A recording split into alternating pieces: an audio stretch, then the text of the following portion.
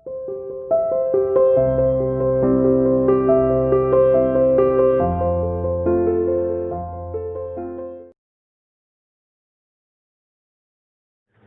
Students, welcome to Siya international school online study classes बेटे। I hope all of you will be fine. Stay home, stay safe, घर पे रहिए, सुरक्षित रहिए बेटे। बाकी की पढ़ाई तो चलती रहेगी, आपकी ऑनलाइन चल भी रही है।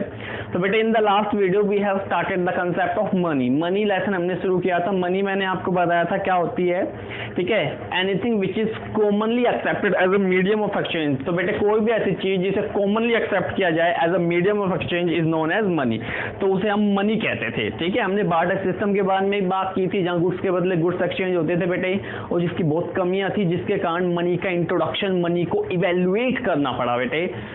अब देखिए द फॉर्म्स ऑफ मनी, यानी कि मनी के प्रकार कितने होते हैं, फॉर्म्स ऑफ मनी कितने टाइप की होती है। सबसे पहले देखिए फियाट मनी, ठीक है, fiat money. So fiat money refers to a money, ठीक है। तो फियाट मनी एक ऐसी मनी होती है which work as a medium of exchange, which works as a medium of exchange by the order of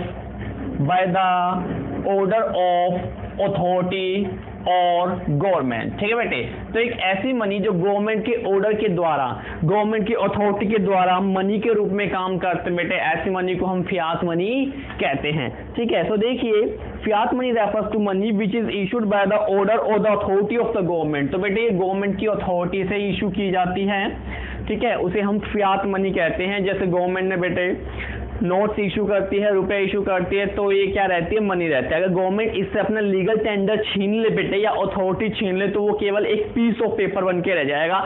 example आपके सामने बेटे, demonetisation of 500 and 1000 notes.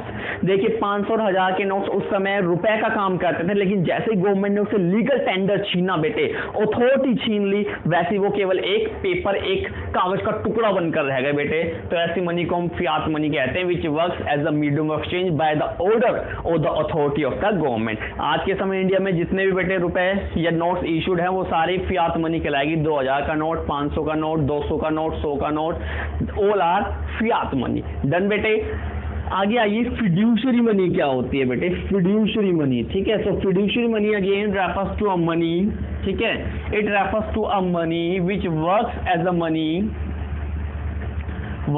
A money through the mutual trust between payer and payee। तो बेटे ये fiduciary money एक ऐसी money होती है जिसमें गवर्नमेंट का कोई ऑर्डर या अथॉरिटी तो नहीं होती, लेकिन ये म्यूचुअल ट्रस्ट के जरिए, ठीक है, पेयर और पेई के म्यूचुअल ट्रस्ट के जरिए अराइज होते हैं। जिसका एग्जांपल है बेटे ड्राफ्ट, चेक्स और बिल्स ऑफ एक्सचेंज, जो आप 11th क्लास में पढ़ चुके हैं, फिड्यूशरी मनी। ठीक है, तो देखिए एक बार, fiduciary money is that money which is accepted as a medium of exchange because of trust between the payer and the pay। यानी पेयर और पे के बीच ट्रस्ट है, आपस में समझौता है, विश्वास है, इसीलिए एज अ मनी काम कर रहा है। जैसे ड्राफ्ट होते हैं बेटे, चेक, मैंने आपको एक चेक काट के दिया, आपको मेरे ऊपर भरोसा है, ट्रस्ट है, आपने वो चेक जाके बैंक में जमा किया बेटे, रुपए मिल जाएंगे। बाई चांस मैं उस चेक को डिसऑनर कर दूं, अपने बैंक से 100 रुपए निकाल लूं, तो बैंक कैसे आपको वो रुपए देगा बेटे, नहीं देगा, क्योंकि मेरे बैंक अकाउंट में रुपए ही नहीं है। वो चेक जो रुपए ट्रांसफर होगा कहां से होगा फिर वो। तो इसीलिए ये फिड्यूशरी मनी कहलाती है, क्योंकि म्यूचुअल ट्रस्ट के जरिए अराइज होते हैं between the pair and the pay. तो पेयर और पे के बीच म्यूचुअल ट्रस्ट होता है, जिसके कारण ये वर्क करती है एज अ मनी। एग्जांपल मैंने बताई थी बेटे, सभी के सभी ड्राफ्ट जो होते हैं, ठीक है, चेक्स जो होते हैं, या बिल्स ऑफ एक्सचेंज। देखिए बिल्स ऑफ एक्सचेंज भी बेटे म्यूचुअल ट्रस्ट के जरिए ही अराइज होता है, फिड्यूशरी मनी। आगे देखिए full bodied money. Full bodied money कौन सी होती है? सो it is that money whose commodity value is equal to money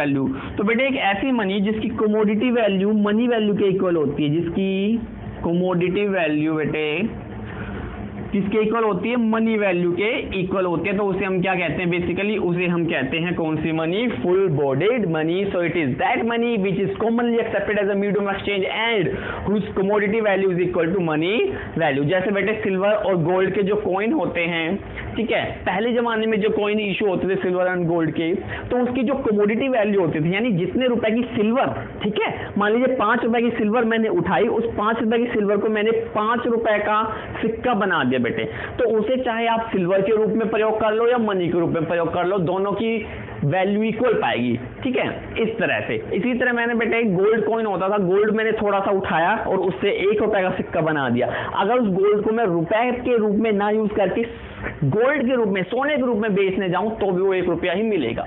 तो ऐसी मनी जिसकी कमोडिटी वैल्यू और मनी वैल्यू एक दूसरे के इक्वल होती है बेटे, वो आपकी फुल बॉडीड मनी कहलाती है, ठीक है। एग्जांपल देखिए, a rupee coin during the British period in India, तो जब ब्रिटिश पीरियड था, ब्रिटिश शासन था भारत के अंदर, तो उस समय जो कॉइन इशू हुए थे बेटे, जो सिल्वर के कॉइन इशू हुए थे, उनकी जो कमोडिटी वैल्यू थी वो मनी वैल्यू के इक्वल मानी जाते थे, यानी उस सिल्वर को आप अगर मार्केट में जाके बेचोगे in the form of silver तो 1 रुपया ही मिलेगा, और मनी के रूप में प्रयोग करोगे तो भी 1 रुपया ही मिलेगा। समझ रहे हो आप कंसेप्ट को? कमोडिटी वैल्यू और मनी वैल्यू इक्वल है। जिस धातु से आपने बनाया, 5 रुपए आप बनाने जा रहे हो, तो 5 रुपए की ही धातु आपने उठाई और उसको मेल्ट करके 5 रुपए का सिक्का बना दिया, यानी अब आप उसे रुपए के यूज में यूज करो तो भी 5 रुपए, और अगर कमोडिटी यानी कि सिल्वर के रूप में यूज करो तो भी 5 रुपए। डन बेटे। इसके बाद आ जाइए आप क्रेडिट मनी के ऊपर, ठीक है। So credit money is that money whose money value is more than commodity value, ठीक है।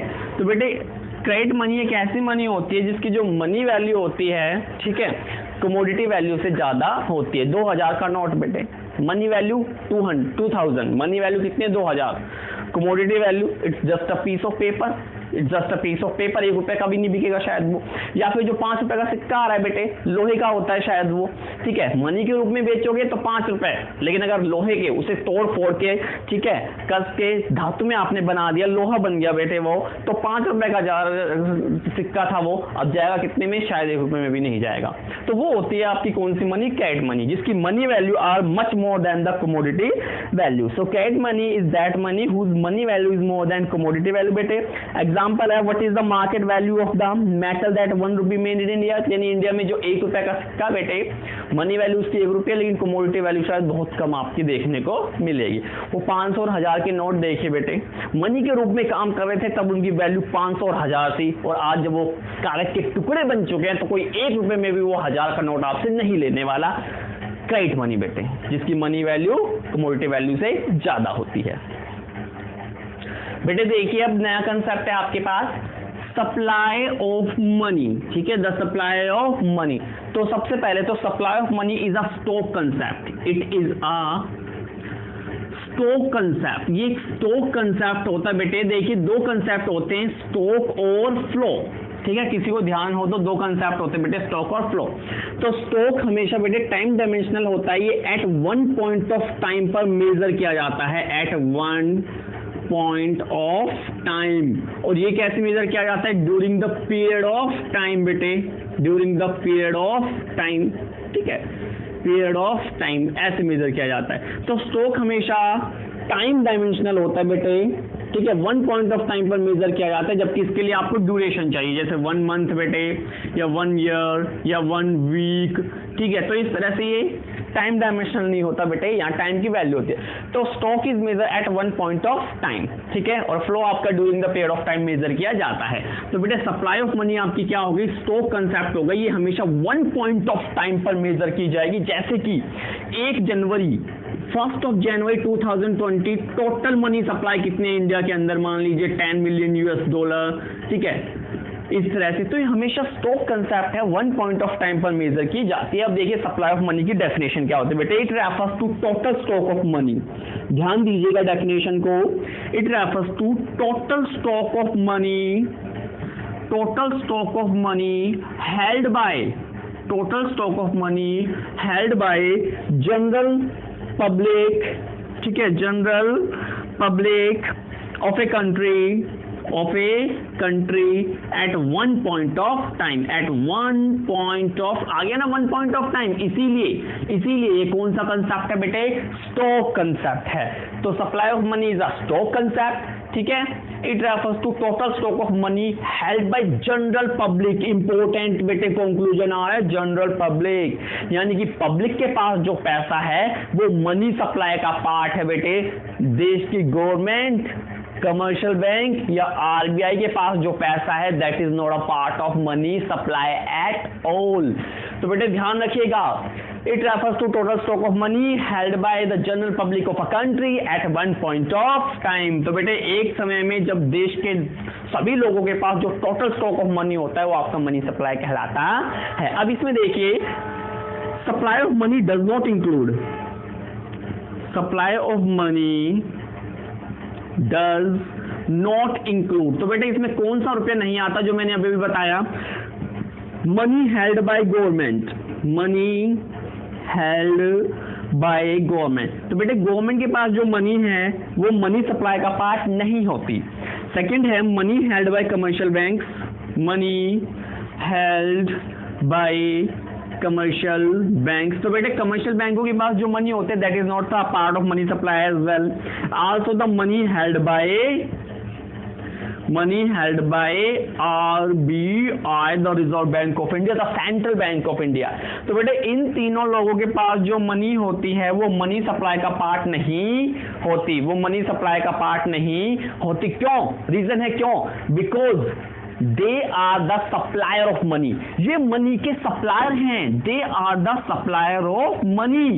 ठीक है बेटे, ये सप्लायर है मनी के, ठीक है। जबकि जो मनी सप्लाई होती है इसमें केवल उन लोगों को शामिल किया जाता है हु डिमांड्स द मनी। ध्यान रखिएगा, हु डिमांड्स द मनी, जो मनी की डिमांड करते हैं ना वो मनी सप्लाई का पार्ट बनाते हैं, और जो मनी के सप्लायर होते हैं वो तो खुद से मनी प्रोवाइड करा रहे हैं लोगों को, ठीक है। तो वो मनी सप्लाई का पार्ट नहीं होगा, सप्लाई ऑफ मनी का पार्ट नहीं होगा। देखिए बता रखा है आपको कि stock held by the government, stock held by the banking system of a country, they are not included money supply because government and banking system of a country are supplier of money, ये money के supplier हैं बेटे।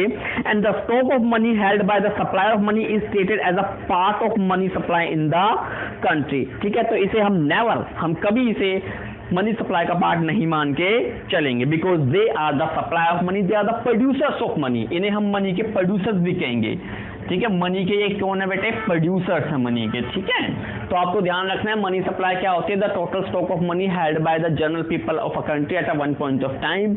इसमें कौन सी money include नहीं होगी बेटे, जो गवर्नमेंट के पास है, जो कमर्शियल बैंक के पास है और जो आरबीआई के पास है। क्यों नहीं होगी बेटे, because they are the producers और the supplier of money, they can not demand the money, ये मनी की डिमांड नहीं करते, इसीलिए सप्लाई ऑफ मनी में शामिल नहीं होंगे। ये प्रोड्यूसर्स हैं, सप्लायर्स हैं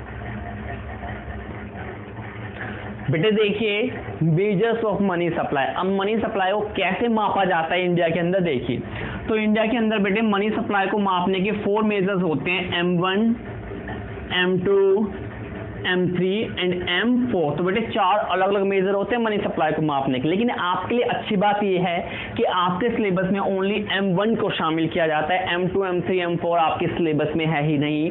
सो as a +2 candidates you need to learn only about M1, not the other measures. तो देखिए M1 is the money supply, तो बेटे हमें M1 पढ़ना है। तो M1 देखिए measurement of money supply, money को कैसे मापते बेटे, तो M1 के अंदर 3 कंपोनेंट्स को इंक्लूड किया जाता है बेटे, C plus DD plus OD। बेटे C का मतलब है करेंसी या कैश, D का मतलब है डिमांड डिपॉजिट और OD का मतलब है अदर डिपॉजिट। बारी बारी से डिस्कस करते हैं। C का मतलब है बेटे currency held by general public of a country, general public of a country at one point of time. बेटे C, ठीक है। So C refers to currency held by general public, it includes coin as well as paper notes. तो बेटे इसमें coin भी आएगा और paper notes भी आएंगे। DD देखिए द डिमांड डिपॉजिट बेटे, DD डिमांड डिपॉजिट बेटे, ठीक है। DD डिमांड डिपॉजिट, तो ये ऐसा कैश होता है, ये ऐसा कैश होता है जो कमर्शियल बैंक होल्ड किए हुए हैं, किसका, जनरल पब्लिक का। देखिए मैं जनरल पब्लिक को, मेरी जेब में 10,000 रुपए हैं, वो किसका पार्ट है, C का, करेंसी का पार्ट है बेटे। मैंने अपने 50,000 रुपए बैंक में जमा करा रखे हैं जो मैं ऑन डिमांड कभी भी जरूरत पड़ने पर बैंक से लेकर आ सकता हूं बेटे, डिमांड डिपॉजिट। क्या है ये? Demand deposit. So it refers to demand deposit of the public held by the commercial bank. So DD का मतलब होता है it refers to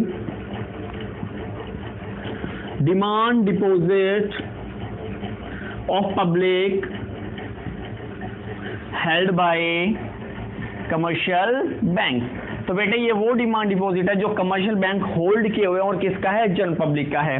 they are withdrawn by cheque और ऑन डिमांड. तो बेटे डिमांड करने पर विथड्रॉन किए जा सकते हैं या चेकेबल डिपॉजिट है. चेकेबल डिपॉजिट का मतलब होता है, ठीक है, जो डिमांड करने पर आपको पे करने पड़ जाए. Chequeable deposit who can be paid on demand. Demand करने पर आपको ये पेड करने पड़ेंगे. So these are chequeable deposit which can be withdrawn और ट्रांसफर ऑन डिमांड. ठीक है बेटे. सो चेकेबल डिपॉजिट है which can be transferred on demand. बेटे ट्रांसफर्ड ऑन डिमांड. अब आ जाइए ओडी पर. ओडी इज वेरी इंपॉर्टेंट बेटे. OD is very important. OD देखिए इसमें तीन चीजें शामिल होते बेटे.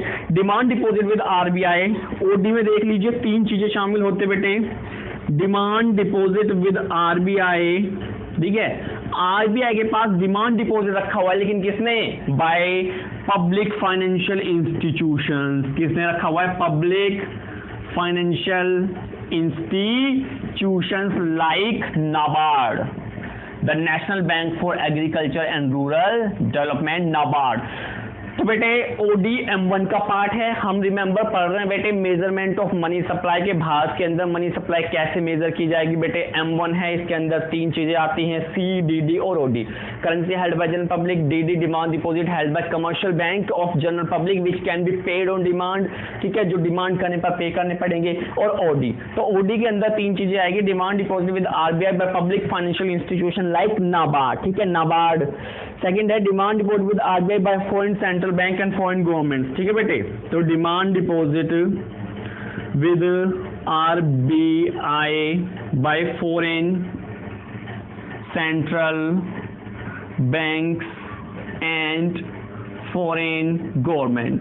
तो बेटे कोई फॉरेन बैंक ने या कोई फॉरेन गवर्नमेंट ने अगर आरबीआई के पास अपना रुपया जमा किया हुआ है तो बेटे वो जरूरत पड़ने पर अपना रुपया मांग सकते हैं, जो कि मनी सप्लाई का पार्ट है. ठीक है, जो आरबीआई को पे करना पड़ेगा ऑन डिमांड. डिमांड करने पर पे करना पड़ेगा. तो दो चीजें इसके अंदर मैंने बताई बेटे. ओडी के अंदर demand deposit with RBI by public financial institutions, NABARD हो गया, आईडीबीआई हो गया बेटे. ठीक है, तो इनका अगर कोई रुपया है आरबीआई के पास तो वो बेटे M1 के अंदर शामिल किया जाएगा. Second demand deposit with RBI bye foreign central bank. Foreign central bank का कोई रुपया है तो वो बेटे किया जाएगा. और थर्ड है demand deposit of international financial institution with RBI. ठीक है बेटे, देखिए demand deposit of international financial institutions with RBI like IMF and world bank. तो बेटे वर्ल्ड बैंक या IMF ने कोई रुपया अपना रखा हुआ है. ठीक है, अगर इन्होंने कोई रुपया रखा हुआ है, ठीक है, तो बेसिकली वो रुपया भी किसके अंदर आएगा? ओडी के अंदर आएगा. तो ये तीन चीजें आपको ओडी में शामिल करनी है. अब ओडी में शामिल क्या नहीं करना, which does not include. OD में इंक्लूड नहीं करना वो चीजें देखिए. ठीक है, so OD does not include. OD does not include. OD में क्या शामिल नहीं होगा बेटे? देखिए सबसे पहला deposit of the government of the country with RBI. Deposit of central government of the country with RBI. तो हमारी देश की गवर्नमेंट ने अगर कोई आरबीआई के पास रुपया रखा हुआ है बेटे तो वो डी में शामिल नहीं होगा, क्योंकि गवर्नमेंट तो वही सप्लायर ऑफ मनी हो गया बेटे. और सप्लायर ऑफ मनी का रुपया हम बेसिकली काउंट नहीं करते मनी सप्लाई में. तो अगर देश की गवर्नमेंट ने कोई रुपया रखा हुआ है आरबीआई के पास तो वो शामिल नहीं होगा बेटे. इसी तरह deposit of the countries commercial bank. Countries commercial bank with RBI. इसी तरह बेटे अगर कमर्शियल बैंकों ने अपना रुपया रखा हुआ है आरबीआई के पास तो वो भी शामिल नहीं होगा. तो ओडी इज वेरी इंपॉर्टेंट बेटे. ठीक है, तो ओडी में कौन सा रुपया शामिल होगा? अगर पब्लिक फाइनेंशियल इंस्टीट्यूशन का पैसा जैसे नाबार्ड है तो शामिल होगा. अगर बेटे कोई फॉरेन सेंट्रल बैंक या फॉरेन गवर्नमेंट ने रुपया दे रखा है तो शामिल होगा. अगर कोई इंटरनेशनल फाइनेंशियल इंस्टीट्यूशन ने रखा है तो भी शामिल होगा. क्या शामिल नहीं होगा? देश की खुद की गवर्नमेंट ने रुपया दे रखा है तो शामिल नहीं होगा, और देश के खुद के कमर्शियल बैंकों ने रुपया दे रखा है तो भी शामिल नहीं होगा. देखिए स्टूडेंट्स बेटे एक बार नेट डिमांड डिपॉजिट और ग्रोस डिमांड डिपॉजिट और देख लेते हैं, वेरी इजी है, 1 मिनट का concept. So gross demand deposit are those deposit, देखिए ग्रोस डिमांड डिपॉजिट वो डिपॉजिट होते हैं विच includes interbanking claims बेटे। तो ग्रोस डिमांड डिपॉजिट में इंटरबैंकिंग क्लेम शामिल होते हैं। इंटरबैंकिंग मतलब होता है पंजाब का एसबीआई पे, ठीक है। एग्जांपल जल्दी से समझिएगा, पीएनबी का एक चेक था बेटे जो कि 15,000 का था, किसने क्लियर किया? एसबीआई ने इसे क्लियर कर दिया बेटे। एसबीआई का एक चेक था बेटे जो कितने हजार का था? 10,000 का था, किसने क्लियर किया बेटे? पीएनबी ने क्लियर कर दिया। अब ये देखिए पीएनबी ने क्लियर किया 15,000 का चेक एसबीआई का, लेकिन एसबीआई ने क्लियर किया केवल 10,000 का चेक बेटे पीएनबी का, यानी 5,000 का क्लेम रह गया पीएनबी का टू एसबीआई पर। लेकिन अब होता क्या है बेटे, ठीक है, एसबीआई से 5,000 रुपए देगी नहीं, क्योंकि एसबीआई और पीएनबी दोनों के अकाउंट होते हैं RBI reserve bank of India के पास, और reserve bank of India in दोनों के क्लेम को सेटल कर देगा अपने आप by making a debit and credit entry बेटे। तो आपको समझना है ग्रोस डिमांड डिपॉजिट क्या होता है बेटे, जिसमें इंटरबैंकिंग क्लेम शामिल होते हैं, ठीक है। The claim of one bank on the another, ठीक है, एक बैंक का the claim of one bank on another, तो एक बैंक का दूसरे बैंक पर जो क्लेम होता है वो इसमें शामिल होता है। जबकि जो नेट डिमांड होता है it does not include inter banking claims, तो बेटे इसमें इंटर बैंकिंग क्लेम शामिल नहीं होता। स्टूडेंट्स देखिए हु सप्लाई मनी, मनी को कौन सप्लाई करता है बेटे? तो मनी के 3 तरह के सप्लाई होते हैं हमारे देश के अंदर, और ध्यान रखिए सप्लाई ऑफ मनी में कभी भी सप्लायर को शामिल नहीं किया जाता, जो मनी की डिमांड करते हैं उन्हें शामिल किया जाता है। तो सबसे पहला सप्लायर होता है the government of a country, तो बेटे government of a country supplier होती है। फिर होता है कमर्शियल बैंक्स, ठीक है, commercial banks of a country, ठीक है, ये भी बेटे मनी के सप्लायर होते हैं। और थर्ड होता है आपका RBI the reserve bank of India, the central bank of India. बेटे आरबीआई जो होता है ये central bank of India, the father of banking system है बेटे, सभी बैंकों का बैंक ये माना जाता है, सभी बैंकों को रूल्स रेगुलेशन ये करता है। तो जो आरबीआई होता है बेटे ये मनी सप्लाई क्रिएट करता है, ठीक है, ये बेटे करेंसी इशू करता है, ठीक है। जो न्यू करेंसी होती है ना बेटे, न्यू करेंसी कौन इशू करता है? New currency is issued by RBI, ठीक है, आरबीआई इशू करता है on the basis of minimum reserve system. किस पे बेटे? मिनिमम रिजर्व सिस्टम के बेस पर ये न्यू करेंसी इशू करता है बेटे। मिनिमम रिजर्व सिस्टम आरबीआई के पास कितना होना चाहिए? 200 करोड़ का होना चाहिए बेटे। इस 200 करोड़ में देखिए गोल्ड कितना होना चाहिए और फॉरेन सिक्योरिटी कितनी होनी चाहिए बेटे? गोल्ड और फॉरेन सिक्योरिटी बेटे, ठीक है। तो इसके अंदर गोल्ड की वैल्यू कम से कम 115 करोड़ होनी चाहिए बेटे, 115 करोड़ होनी चाहिए, और जो बाकी रह गया 85 करोड़ वो किसकी वैल्यू होती है? फॉरेन, ठीक है, किसकी होती है? फॉरेन करेंसी की वैल्यू होती है बेटे, ठीक है। तो इस सिस्टम के अंदर ये क्या करता है? अपने नोट्स इशू करके देता है। देखिए समटाइम्स अगर मान लीजिए भारत के पास गोल्ड का रिजर्व 115 से मान लीजिए 116 करोड़ हो गया, तो कितना करोड़ से भर गया बेटे? 1 करोड़ से। 1 करोड़ से अगर गोल्ड बढ़ जाता है तो हम 1 करोड़ की न्यू करेंसी इशू कर सकते हैं, न्यू करेंसी छाप सकते हैं। इसी तरह फॉरेन करेंसी बेटे 85 करोड़ होनी चाहिए, मान लीजिए 85 से 90 करोड़ हो गई तो भारत करेगा क्या? एक्स्ट्रा 5 करोड़ न्यू करेंसी छाप लेगा, ठीक है। तो आरबीआई एक मनी का सप्लायर होता है जो मिनिमम रिजर्व सिस्टम के बेस पे मनी को इशू करता है।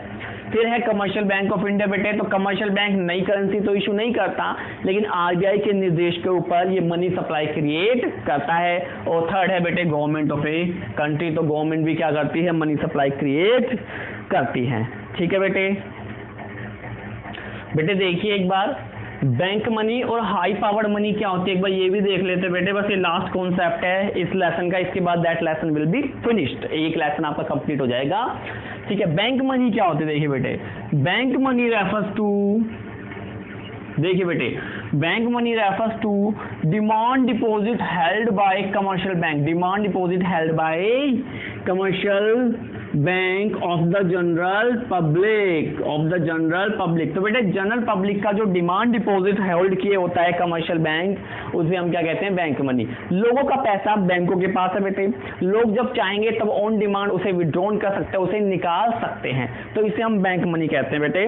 तो bank money refers to demand deposit, ठीक है, डिमांड डिपॉजिट और chequeable deposit of the people with the commercial bank. तो बेटे जो डिमांड डिपॉजिट होल्ड किए हुए हैं बैंक, कमर्शियल बैंक, लोगों का पैसा होल्ड किए हुए हैं, तो इसे हम क्या कहेंगे, बैंक मनी कहेंगे। आगे देखिए हाई पावर्ड मनी क्या होते हैं बेटे, हाई पावर्ड मनी।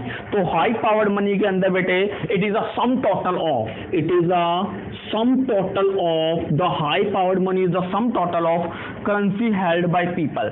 तो लोग, जनरल पब्लिक जो करेंसी हेल्ड किया बेटे, वो हाई पावर मनी का पार्ट होता है। सेकंड है वोल्ड कैश। अब आप कहोगे वोल्ड कैश क्या होता है, तो वोल्ड कैश होता है cash hold by commercial banks for their day to day expense.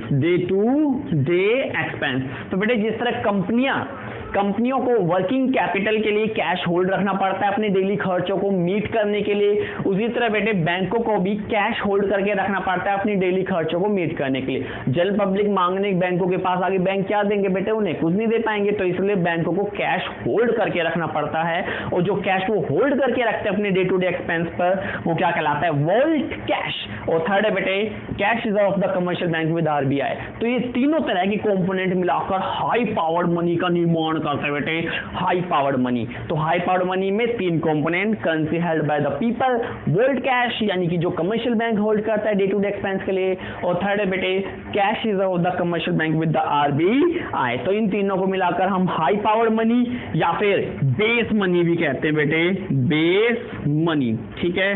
तो बेस मनी भी हम कहते हैं। तो बैंक मनी बेटे वो मनी होती है जो डिमांड डिपॉजिट होल्ड किए होते हैं कमर्शियल बैंक, जनरल पीपल का, जो ऑन डिमांड पे करना पड़ता है। और हाई पावर्ड मनी बेटे currency held by people, volt cash and cash reserve of the commercial bank with RBI. Thank you very much.